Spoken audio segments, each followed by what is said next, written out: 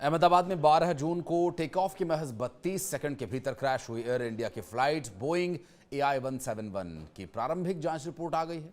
इसके बाद अमेरिका के अखबार द वॉल स्ट्रीट जर्नल ने दावा किया कि बोइंग 787 ड्रीम लाइनर उड़ा रहे फर्स्ट ऑफिसर सुमित सबरवाल ने इंजन में फ्यूल की सप्लाई को रोक दिया।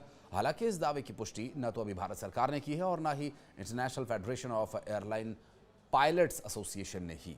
नमस्कार, मैं हूं आशीष त्रिपाठी। अमेरिकी मीडिया ने दावा किया कि दोनों पायलट्स के बीच बातचीत की कॉकपिट की रिकॉर्डिंग से ये बात सामने आई कि वॉइस रिकॉर्डिंग से पता चला कि बोइंग विमान उड़ा रहे को पायलट क्लाइव सुंदर ने कैप्टन सुमित सबरवाल से ये पूछा कि आपने फ्यूल स्विच ऑफ को कट ऑफ पोजीशन में क्यों कर दिया। सवाल करते समय को पायलट हैरान थे, उनकी आवाज़ में घबराहट थी। तो वहीं दूसरी ओर कैप्टन शांत थे दूसरे। और साथ ही आपको ये भी बता दें कि सुमित सबरवाल एयर इंडिया विमान के सीनियर पायलट थे और उनके पास 15,638 घंटे की फ्लाइट का एक्सपीरियंस है और को पायलट क्लाइव सुंदर के पास 3,403 घंटे के उड़ान का अनुभव था। अहमदाबाद में 12 जून को टेक ऑफ के महज 32 सेकंड के भीतर क्रैश हुई एयर इंडिया की फ्लाइट बोइंग AI-171 की प्रारंभिक जांच रिपोर्ट में भले ही जो खुलासे किए गए हों, सार्वजनिक किया गया हो उसे, लेकिन इसके जो नतीजे हैं, नतीजों ने कई तरह के सवाल खड़े कर दिए हैं। ऐसे में विमानन दुर्घटना जांच ब्यूरो यानी AAIB अपनी जो प्रारंभिक रिपोर्ट के बाद अंतिम रिपोर्ट लेकर के अतिरिक्त सतर्कता बरत रहा है। सूत्रों के अनुसार जांच अब 6 ऐसे तकनीकी और प्रतिक्रियात्मक बिंदुओं पर केंद्रित हो गई है जिसमें कोई भी एक फैक्टर जो है पूरे हादसे की प्रकृति को बदल सकता है।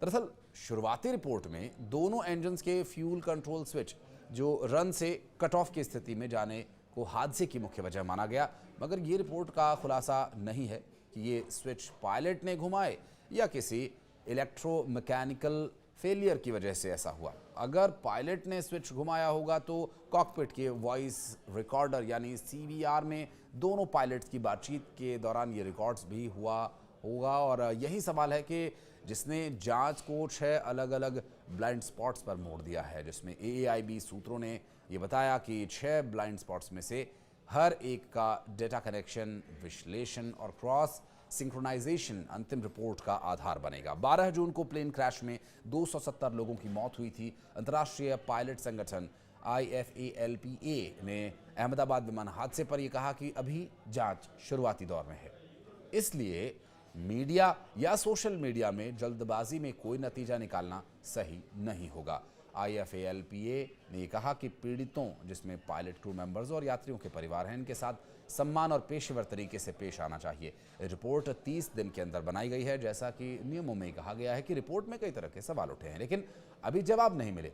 तो वहीं FDR में पायलट की जो बॉडी लैंग्वेज, हैंड जेस्चर्स या को पायलट के रिएक्शंस के वीडियो रिकॉर्ड जो है वो नहीं होते हैं, इसलिए जो नेक्स्ट जनरेशन ब्लैक बॉक्स तकनीक पर विचार भी हो रहा है। इसमें कॉकपिट का वीडियो भी रिकॉर्ड हो सकता है। इसके अलावा क्लाउड बैकअप सिस्टम भी होगा ताकि ब्लैक बॉक्स क्षतिग्रस्त होने पर भी डेटा ऑनलाइन सुरक्षित रहे, यानी सर्वर में वो डेटा सेव रहे और जांच में इस तरह की तथ्यों की किसी भी गड़बड़ी की जांच करने के दौरान उसे ब्लैक बॉक्स न मिलने की स्थिति में भी जांचा जा सके। खुद गड़बड़ी पहचान कर अलर्ट भेजने के लिए AI बेस्ड चेतावनी सिस्टम भी होगा और ये बोइंग का प्लेन था, तो इस वजह से बोइंग ने भी इस रिपोर्ट के आने के बाद अपनी प्रतिक्रिया दी स्वाभाविक रूप से, और कंपनी ने रिपोर्ट पर एक तरह से नपा तुला बयान दिया है। बोइंग ने अपने बयान में पीड़ित परिवारों के प्रति संवेदना प्रकट की है और इसकी जांच में सहयोग करने की भी बात कही है। हालांकि बोइंग की जांच रिपोर्ट में इंजन बंद होने की बात पर अभी कुछ नहीं कहा गया। स्वाभाविक है, बोइंग कह भी क्या सकता है, और पायलट की गलती बताना ही सबसे सही तरीका होगा जिससे सबकी गलतियों पर पर्दा डाला जा सकता है। कम से कम सोशल मीडिया पर यही प्रश्न चल रहा है, जिसमें लाखों करोड़ की बोइंग कंपनी समेत बाकी सबकी नौकरी भी बची रहेगी। इस पर भारत सरकार का स्टैंड क्या कहता है ये भी बताते हैं आपको। दरअसल AAIB की रिपोर्ट सामने आने के बाद नागरिक उड्डयन मंत्री किंजरापू राम मोहन नायडू ने पिछले सप्ताह कहा था कि रिपोर्ट केवल प्रारंभिक निष्कर्षों पर आधारित है और अंतिम रिपोर्ट जारी होने तक किसी को भी निष्कर्ष पर नहीं पहुंचना चाहिए। उन्होंने कहा कि मुझे नहीं लगता कि हमें इस बारे में कोई जल्दबाजी में निष्कर्ष निकालना चाहिए। मेरा मानना यह है कि हमारे पास दुनिया के सबसे बेहतरीन पायलट्स, क्रू वर्कफोर्स है और मैं देश के पायलट और क्रू के प्रयासों की सराहना करता हूं। वे नागरिक उड्डयन की रीढ़ हैं और वे नागरिक उड्डयन के प्राथमिक संसाधन भी हैं।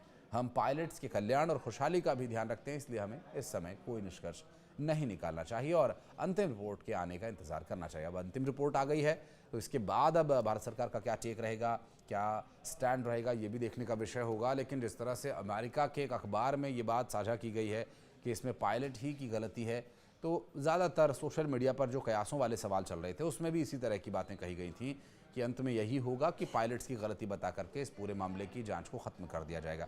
बहरहाल अब ये कैसे सिद्ध हो कि ये पायलट्स की गलती है या पायलट्स की गलती नहीं है, जांच की रिपोर्ट में तो इसी ओर इशारा किया जा रहा है, लेकिन वो भी अभी कुछ तकनीकी स्तर पर सवालों के घेरे में है कि मसलन ये कि ये स्विच ऑफ करके दिखाया गया है या फिर ये वाकई स्विच ऑफ हो गया था या स्विच ऑफ किया गया पायलट्स के द्वारा, क्या ये गलती से किया गया। क्योंकि जब इस तरह के जो मेन स्विचेस हैं जो कॉकपिट के अंदर होते हैं, तो हमें जो एक्सपर्ट्स के द्वारा जानकारी दी गई उसमें ये भी बताया गया कि इन स्विचेस का यूज़ करने पर एक तरह का एक अलग साउंड जनरेट होता है, मसलन बीप या कुछ भी कोई साउंड इंडिकेट करता है, जिससे कि ये पता चलता है सीवीआर में कि क्या स्विच छेड़ा गया या क्या स्विच के साथ क्या किया गया, स्विच ऑफ किया गया, रन किया गया या कट ऑफ किया गया।